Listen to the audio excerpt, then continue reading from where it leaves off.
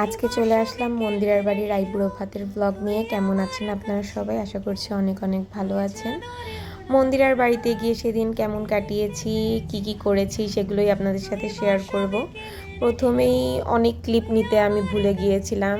ওর বাড়ির জন্য আমি দই মিষ্টি কোক এরকম সামথিং কিছু নিয়ে গিয়েছিলাম।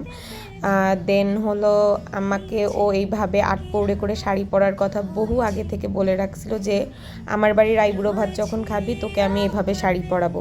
যেহেতু আমি এভাবে শাড়ি পরতে পারি না, তাই আমি ওর বাড়িতেই শাড়ি নিয়ে গিয়েছিলাম যে ও আমাকে পরিয়ে দিবে।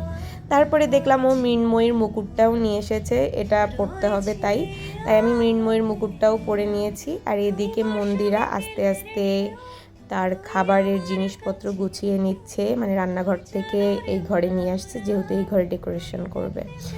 এরপরে আমি আর কি খাওয়ার জন্য লোক বাদিয়ে নিয়ে গিয়েছিলাম, সেটা হলো মিমকে।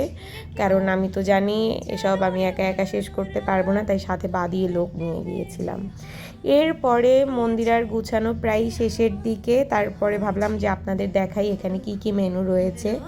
এখানে অনেক ধরনের ভাজা ছিল, ভাত ছিল, তারপরে ডিম, রোস্ট, ডাল, মাছ ছিল 2-3 পদের, কিন্তু মনে নাই কী মাছ। ও হ্যাঁ, চিংড়ি মাছ দেখে বোঝা যাচ্ছে, রুই মাছ ছিল, ইলিশ মাছও ছিল ছোট্ট একটা, আইসক্রিম ছিল, দই মিষ্টি, সালাদ, কেক, রোস্ট, মানে শেষ করতে পারতেছি না, কত আইটেম ছিল। বাবারে বাবা, আমি তো মাথা ঘুরতেছে দেখা।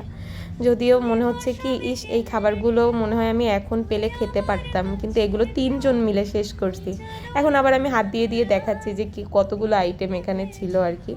যাই হোক, এখানের প্রতিটা খাবারই মন্দিরা রান্না করছে, মনে হয় কাকিও হেল্প করছে, আমার ঠিক মনে নেই। এরপরে ওই যে আমার মৃন্ময়ীমা ঘুম থেকে উঠে গিয়েছে, তাই ভাবলাম ওর সাথে কিছু ছবি তুলে নিই, কারণ এরপর আবার ঘুমিয়ে গেলে তাকে পাবো না। ও অনেকক্ষণ আমাকে ঘুরে ঘুরে দেখছিল আর বারবার মুকুটটার দিক তাকাচ্ছিল, কারণ ও বুঝতে পেরেছিল ওই মুকুটটা ওর, তাই আমি পরে ফেলেছি। যাই হোক, আমার মা মন খারাপ করেনি, মুকুট নিয়ে নো কান্নাকাটি। এরপরে কাকি আশীর্বাদ পর্ব শুরু করে দেয়, ধান দুব্বা মাথায় দেয়, তারপরে আমার মৃন্ময়ীমাকেও একটু ধান দুব্বা মাথায় দিয়ে দেয়।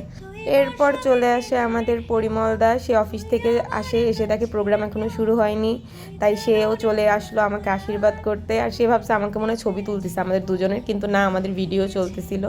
তারপরে দাদা আমাকে আশীর্বাদ করে প্লাস মিষ্টি খাইয়ে দেয়।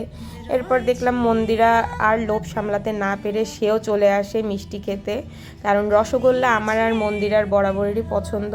কতদিন যে আমি আর আমার বান্ধবী একসাথে রসগোল্লা খেতে যাই না, এই জিনিসটা খুব মিস করি।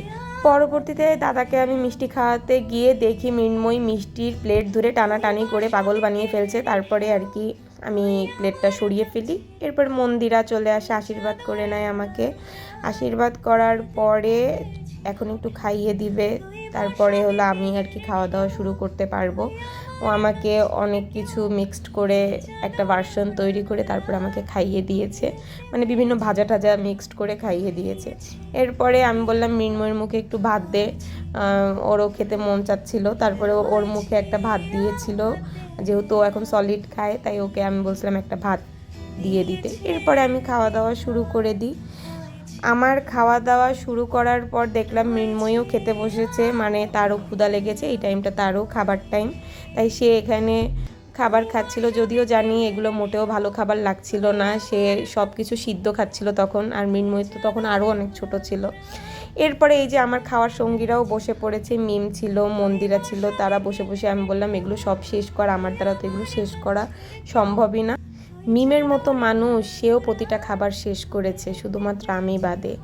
মন্দিরাও আমার সাথে খাবার শেয়ার করছে, ও আস্তে ধীরে খাওয়া দাওয়া করছিল। তারপরে এটা মিমের হাতের সুন্দর কেক ছিল, এই কেকের ক্লিপও ছিল, অনেক স্টিকার ছিল, সেই স্টিকারগুলো আমরা উঠিয়ে সুন্দর করে কেকটা কাটছিলাম। মানে এই কেকটা এত মজা ছিল, কেকের ক্লিপ দেখলেই আবার লোভ লাগছে। যাই হোক, এটাই ছিল আর কি মন্দিরার বাড়ির আইবুড়ো ভাতের ব্লগ। ভালো লাগলে লাইক কমেন্ট করবেন, দেখা হবে নেক্সট ব্লগে। টাটা।